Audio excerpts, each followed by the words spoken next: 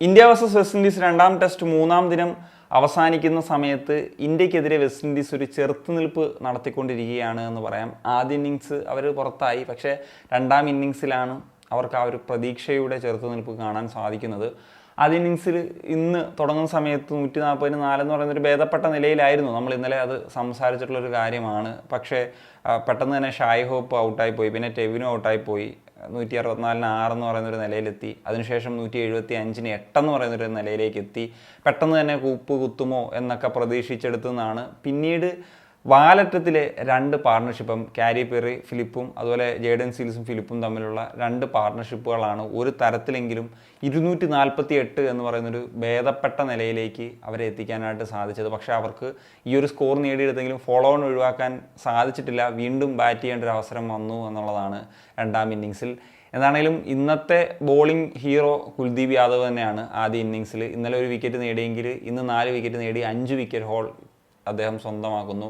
ജഡേജ ഇന്നലെ 3 വിക്കറ്റ് നേടി മികച്ച പ്രകടനമാണ് നടത്തിയെങ്കിൽ ഇന്നത്തെ ദിവസം അദ്ദേഹത്തിന് വിക്കറ്റ് നേടാനായിട്ട് സാധിച്ചിട്ടില്ല എന്നുള്ളതാണ്. വാലറ്റത്തിലുള്ള 2 വിക്കറ്റുകളാണ് ജസ്പ്രീത് ബുംറയും അതുപോലെ മുഹമ്മദ് സിറാജും നേടിയിട്ടുള്ളത്.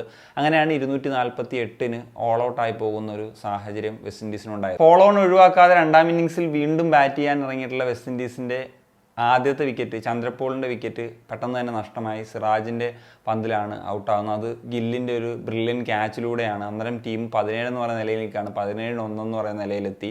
അതിനുശേഷം അദനീസിൻ്റെ വിക്കറ്റ് നഷ്ടമായി. അങ്ങനെ 35-2 എന്ന് പറയുന്ന നിലയിലെത്തി. മിക്കവാറും ഇന്ന് തന്നെ മത്സരം അങ്ങ് അവസാനിക്കുമോ എന്നൊക്കെ ഒരു തോന്നലുണ്ടാക്കി. പക്ഷേ അവിടെയാണ് ഷായ് ഹോപ്പും അതുപോലെ ജോൺ ക്യാമ്പലും ആയിട്ട് ഉണ്ടാക്കിയെടുത്തിട്ടുള്ള ആ ഒരു പാർട്ണർഷിപ്പ് ഒരു ബ്രില്യൻ്റ് ആയിട്ടുള്ള പാർട്ണർഷിപ്പാണ്. ഏതാണ്ട് 138 റൺസിൻ്റെ പാർട്ണർഷിപ്പാണ് അവരുണ്ടാക്കിയെടുത്തത്. അതാണ് അവർക്ക് ആ ഒരു പ്രതീക്ഷ അല്ലെങ്കിൽ ഒരു ചെറുത്തുനിൽപ്പ് നൽകി എന്ന് പറയുന്ന ഒരു കാര്യം പറയാനുള്ളത്. പിന്നെ 2 വിക്കറ്റുകൾ അമ്പയർ വിധിച്ചാണ് അത് DRS ആണ് ഡിസലോ ചെയ്യുന്ന ഒരു സാഹചര്യം വന്നത്. അങ്ങനെ നിലവിൽ ഇന്ന് മത്സരം അവസാനിക്കുന്ന സമയത്ത് 173-2 എന്ന് പറയുന്ന ഒരു ഭേദപ്പെട്ട നിലയിലാണ്. പക്ഷേ സ്റ്റിൽ റൺസ് നേടിയെടുക്കേണ്ടതുണ്ട്. ഇപ്പോഴും ലീഡിലേക്കൊന്നും എത്തിയിട്ടില്ല എന്ന് പറയുന്ന ഫാക്ടറുണ്ട്. 97 റൺസ് പുറകിൽ നിൽക്കുകയാണ്. എന്താണെങ്കിലും 87 റൺസ് എടുത്ത് ക്യാമ്പലും ഷായ് ഹോപ്പ് 66 റൺസും എടുത്തിട്ടാണ് നിൽക്കുന്നത്.